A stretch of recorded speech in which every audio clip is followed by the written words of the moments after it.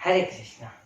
आज हम चर्चा करेंगे गीता के 5वें अध्याय की कर्म संन्यास योग।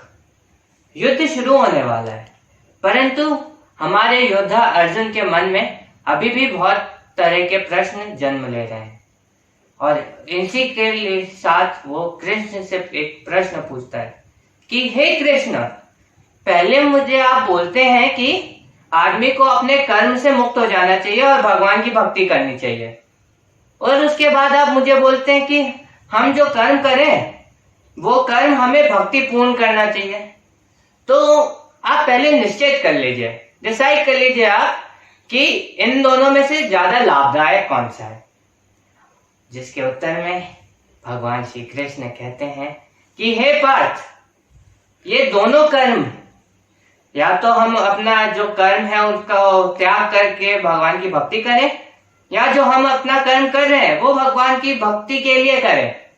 ये दोनों कर्म से, इन दोनों कर्म का पथ मुझ तक ही आता है। इन दोनों कर्म करने से मैं ही प्राप्त होता हूं। परंतु जो आदमी अपना कर्म भक्ति पूर्वक करेगा, अपना कर्म भगवान को समर्पित करेगा, वो ज्यादा श्रेष्ठ है, वो ज्यादा लाभदायक है। भगवान श्री कृष्ण कहते हैं कि जो एक ज्ञानी व्यक्ति होता है वो अपना कर्म भगवान के लिए करता है, सारी अपने इंद्रियों और मनोकामनाओं के लिए नहीं करता।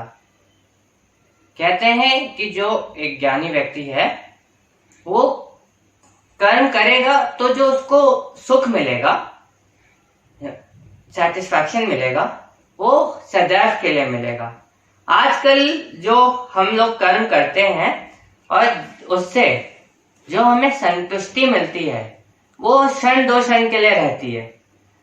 जैसे एक उदाहरण से समझते हैं हम इसे, कि अगर आप हैं और मैंने आपको एक रसगुल्ला दिया, आपको अच्छा लगेगा, वाह रसगुल्ला मिल गया, खा लेंगे। फिर मैं दूसरा रसगुल्ला दूंगा, आपको खुशी ज्यादा होगी कि अरे एक मिलना था, एक के साथ एक फ्री हो गया, हाँ, और खुशी होगी। फिर तीसरा दूंगा, थोड़ी सी और ज्यादा खुशी हो जाएगी कि अच्छा है, चलो 3 मिल गए, मैं तो एक की भी उम्मीद नहीं कर रहा था, 3 मिल गए। फिर मैं अगर आपको चौथा रसगुल्ला दूंगा तो आप कहेंगे अच्छा ठीक है, मिल रहा है, खा रहे, संतुष्टि कम हो रही है, हमें अब जरूरत नहीं है उसकी। फिर मैं 5वां दूंगा, किसी ना किसी तरह खा लेंगे। मैं 6वां दूंगा, बहुत मीठा हो गया, बहुत मीठा हो गया।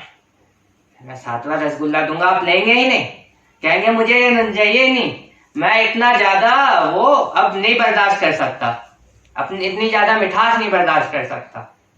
तो जो हमें एक रसगुल्ला खाने से सुख मिला, संतुष्टि मिली, वो संतुष्टि बहुत कम क्षण के लिए रही। वही चीज हमें अगर ज्यादा मिलती जाए तो वो संतुष्टि कम होती है। और ये सिर्फ गीता में नहीं कहा गया है, हम जो आजकल अर्थशास्त्र पढ़ते हैं, इकोनॉमिक्स, उसमें ये एक नियम है, इसको बोलते हैं the law of diminishing marginal utility, जो यही कहता है कि अगर एक चीज एक आदमी को मैं बार बार दूंगा तो एक समय के बाद उसको जो सेटिस्फैक्शन मिल रहा है, संतुष्टि मिल रही है, वो कम होती जाएगी। तो जो गीता है ये एक तरह का विज्ञान ही है, इसको हम अपनी पूरी जिंदगी में यूज करते हैं, प्रयोग करते हैं इसका, परंतु हम कभी ऐसे सोच नहीं पाते कि अच्छा ये उससे किस तरीके से रिलेटेड है, जुड़ा हुआ है। हाँ, तो यही कहते हैं भगवान कि जो हम अपने शरीर के लिए सुख ढूंढते हैं वो हमें सुख दे सकता है, संतुष्टि दे सकता है, लेकिन वो सदैव नहीं रहेगी।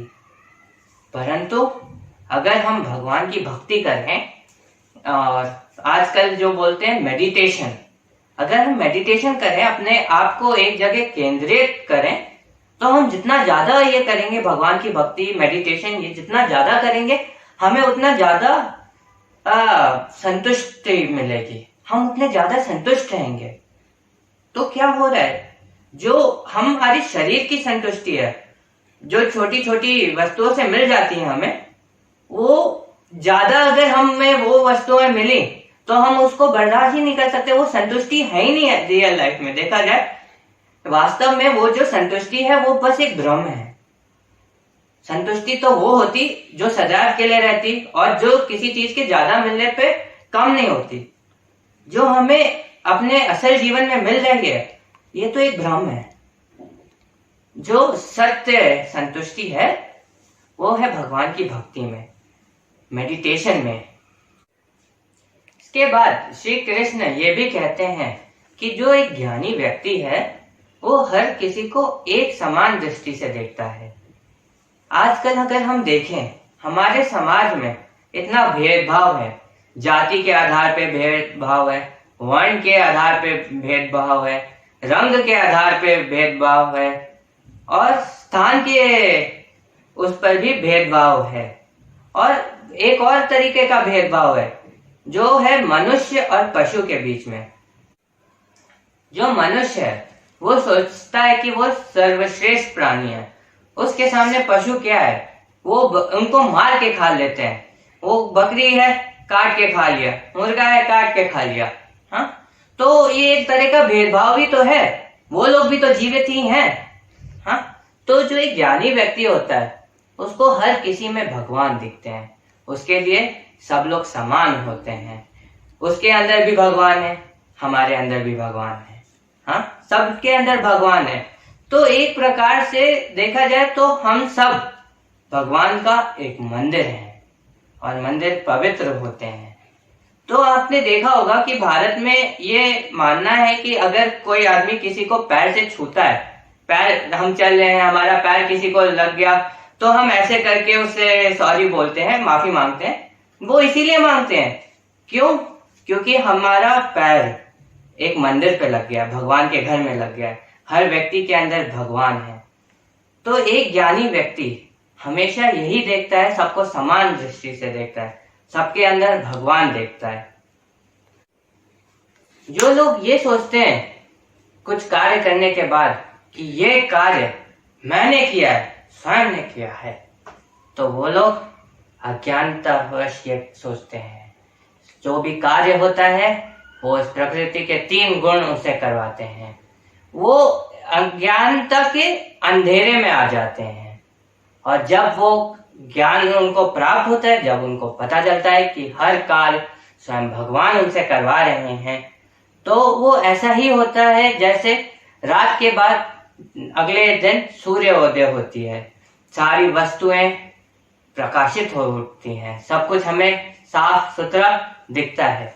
वैसे ही उनकी दृष्टि होती है जब अज्ञानता से एक व्यक्ति ज्ञान की तरफ बढ़ता है। उसको अपने जीवन का लक्ष्य बहुत प्रकाशित होकर दिखता है। भगवान श्री कृष्ण एक उदाहरण देते हैं कि जो एक अज्ञानी व्यक्ति का जीवन होता है वो रात के अंधेरे की तरह होता है। हमें कुछ दिखता नहीं है सही से, रात के अंधेरे में कुछ दृष्टि में दिखता नहीं है, सब काला काला लगता है। परंतु जब एक अज्ञानी व्यक्ति अज्ञानता को काट के ज्ञान प्राप्त करता है तो उसका जीवन वैसा ही होता है जैसे सूर्योदय होती है। हमें अपने जीवन के लक्ष्य दिखने लगते हैं, वो हमारे जीवन के लक्ष्य प्रकाशित हो जाते हैं। जैसे सूर्योदय होने के बाद इस संसार की सारी चीजें प्रकाशित हो जाती हैं, वैसे ही भगवान की भक्ति प्राप्त करने के बाद आदमी को अपने जीवन के लक्ष्य सही से दिखते हैं, उसको अपने जीवन का उद्देश्य पता चलता है। तो 5वें अध्याय से हमें यह सीख मिलती है कि जो हम अपने नियत कर्मों से भाग नहीं सकते। अगर हम अपने नियत कर्मों को भगवान को प्रदान करके करेंगे, भगवान की भक्ति के साथ करेंगे, तो वो ज्यादा श्रेष्ठ है। क्योंकि अगर हम अपने कर्मों का त्याग कर देंगे और जाके भगवान की पूजा करते रहेंगे, परंतु भगवान के प्रति श्रद्धा नहीं होगी मन में कर्म का त्याग करने के बाद, तो उससे हमें भगवान प्राप्त नहीं होंगे। परंतु अगर हम अपना कर्म भगवान की भक्ति के साथ करेंगे तो हमें भगवान अवश्य प्राप्त होंगे, भगवान की भक्ति हमें अवश्य प्राप्त होगी। हमें इस संसार में उस कमल के भांति रहना चाहिए जो इस संसार की अज्ञानता से गंदा नहीं होता, वो हमेशा पवित्र रहता है। और इसी के साथ गीता का 5वां अध्याय समाप्त हुआ। हरे कृष्णा।